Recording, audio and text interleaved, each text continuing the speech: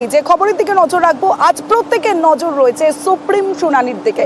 ওয়াকফ বিরোধিতায় উদ্বিগ্ন supreme court এবং গতকালই উদ্বেগ প্রকাশ করেছিলেন প্রধান বিচারপতি সঞ্জীব খান্না এবং তিনি জানিয়েছিলেন বিচারাধীন মামলা নিয়ে অশান্তি বাঞ্ছনীয় নয়। ওয়াকফ শুনানি পর্বে উদ্বেগ প্রকাশ প্রধান বিচারপতির। আজ ফের ওয়াকফ মামলার শুনানি। সরাসরি চলে যাব, মৈত্রেয়ী ভট্টাচার্য রয়েছে আমার সঙ্গে, মৈত্রীর সঙ্গে কথা বলবো। মৈত্রী, যে বিষয়টা তোমার কাছে জানতে চাই, আজ ফের সুপ্রিম শুনানির দিকে প্রত্যেকের নজর রয়েছে, কিন্তু প্রধান বিচারপতির বেঞ্চ ঠিক কি জানতে চায়?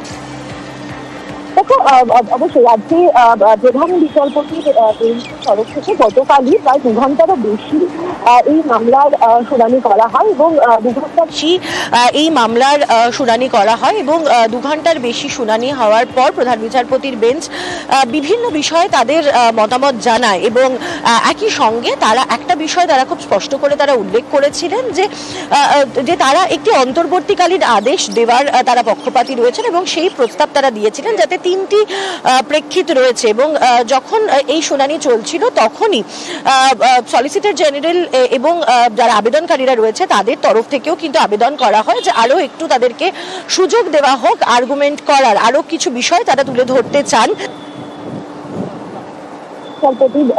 বেঞ্চ তারা আজকের সময় দিয়েছেন এবং আজকে ফের বেলা 2টোর সময় এই মামলা শুনানি রয়েছে। ফলে সেক্ষেত্রে দাঁড়িয়ে পিটিশনারদের তরফ থেকে এবং কেন্দ্রের তরফ থেকে কি বক্তব্য উঠে আসে সেদিকে আমাদের নজর থাকবে। এবং একই সঙ্গে কোনো অন্তর্বর্তীকালীন আদেশ, অর্থাৎ যে 3টে বিষয়ের ওপর অন্তর্বর্তীকালীন আদেশ দেওয়ার কথা উল্লেখ করেছিলেন প্রধান বিচারপতি সঞ্জীব খান্না, তিনি সেই বিষয়গুলোর ওপর কতটা জোর দেওয়া হয় এবং সেই বিষয়গুলোতেই অন্তর্বর্তীকালীন আদেশ দেওয়া হয় কিনা সেটা আজকের শুনানির পর চূড়ান্ত হবে এবং আজকে বেলা 2টোয় আজকের শুনানির পর চূড়ান্ত হবে এবং আজকে বেলা 2টোয় এই মামলার পরবর্তী শুনানি রয়েছে। তমশ্রী।